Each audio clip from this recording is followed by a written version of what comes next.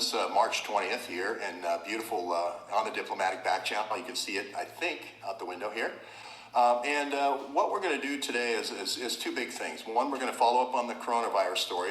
The channel just, or the news conference just ended.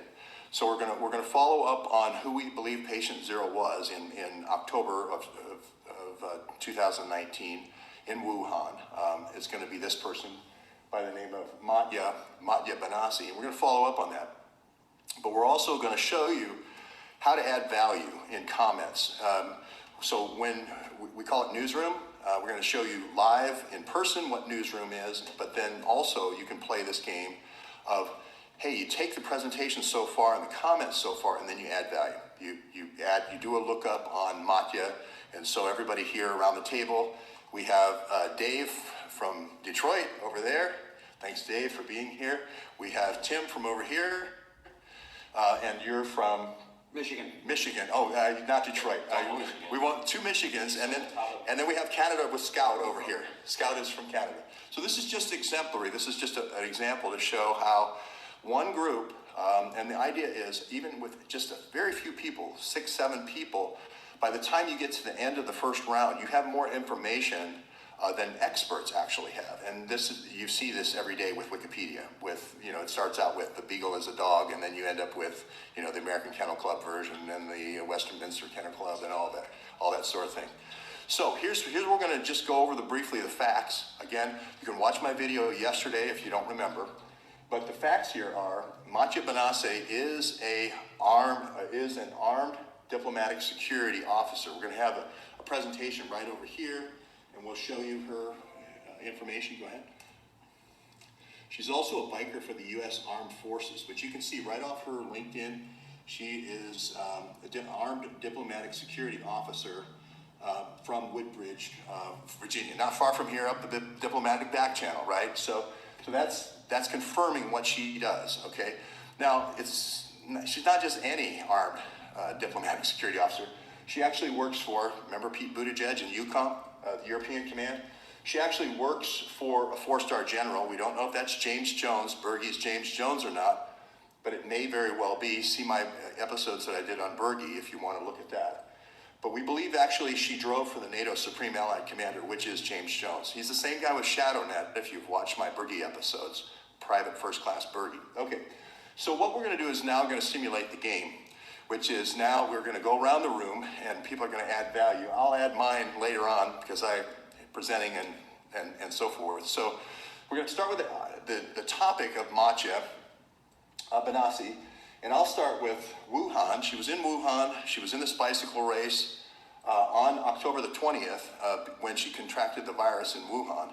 And we'll go to Dave now as the first player in the first round. Okay. Well, I just learned this person's name just today, just read it while we were watching the news conference. So I just did a quick search on her and just discovered that she was, was a top cyclist. She was leading the military games for 3 of the 5 laps and crashed and still did well. But that's really all I know is that she's an excellent cyclist. Yeah, and the military games were in Wuhan during. In Wuhan, correct. Yep, that was the article was that she was leading that race and in that event, and then had the fall or crash, and then still did well, but it just shows that she's a great cyclist, I guess. And many nations were represented, and if you have intel background, it would be a great place to spread a virus if that you were doing a bioweapon. It seemed like it's kind of like a military version of the Olympics, just based on what I saw from Mark's show. Just like a lot of different, special, people that have done different training to go and sort of show their stuff in a games type environment. Great. Okay, so we're going to go to the next slide, and then we'll move over to Tim in a second. But we'll go to the next slide. Just to show you that that's a picture of her, I believe, in 2013. You can see the NATO on there. You can see that the spaghetti there and the different badges. I don't know if that's marksman's. I would guess that she would have to be a marksman. And again, you can see that she was in Stuttgart at EUCOM and driver for the Supreme Allied Command there, which is the SHAPE headquarters, which we've talked a lot about, the NATO generals and so forth. So we're going to move to Tim now, not exactly in the Detroit area. Tim, what would you add to that? What I just was finding out, George, is that these names, I can connect with them on LinkedIn, and the history of Matt Manassi, and where in the Air Force, the Spa Wars, everything, none of this is hidden. Right. So, but I had never heard the name before, but I've got his picture. I can connect with him. Maybe I could ask him what's going on. Yeah. I mean, Well, we're close here in Virginia. There is this second person. I'll go over here to our whiteboard again. There is this second person, and I know this identity was used. I know this identity was used by Matya. Matya also used this identity of Matt. That's a key linkage point between these two. They're both at Fort Belvoir. The real identity, or the other identity, or the alter identity of Matt is 13 years at Spa War. Now you can see easily, if you're trying to get an intel officer in, Mott, could be, you bring in the cyclist as the cover, and then you bring in the intel officer to do the dirty work, right? So 13 years, Air Force Space Command. Again, Spa War comes up over and over again as this group of sort of newly created weapons group that happens after World War II with these paperclip Nazis. And it seems now we're going to be going from Air Force Space Command all the way to Spa War, Space Command. So, and then an Army Logistics Command there as well. Now I'll add in another little piece here, which is Benny Manassi. This story has a lot of Manassi, and this story has a lot of Dutch. She's Dutch. She grows up in a Dutch neighborhood in high school, but he's also Dutch, and he's the first coronavirus victim in Holland. So that's quite a coincidence, if you ask me. So, Manassi's deceased? No, they're quite alive. They all survived. Yeah. The He's alive. The event that she cycled in was in the fall last year, I think. Yeah, it was in 2019 October. October 20th, 2019. Yes, they're all still alive. Yes, she's alive. No fatalities here. So finally, we're going to go to Scout here, and from Canada, NATO is being represented. Five Eyes is being represented here from Canada. Don't worry about Canada. So. Well, I would say three victims or people who've contracted the virus with the same last name. That's just improbable. So is this an intelligence code name?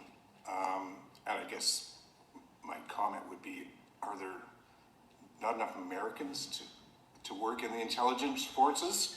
We've got Fiona Hill at the State Department and a bunch of Dutch people who all have the same last name, who all contracted the virus. Yeah. So, and this is going to go back, again, Mark Kulak reported on this not too long ago. Thank you very much, Scout. Mark Kulak reported on this connection of using diplomatic couriers again. We're going to talk about diplomatic immunity, no searches, right? For moving these different biological samples to 29 different places that's doing weapons development. And the weapons development was known as a CBEP.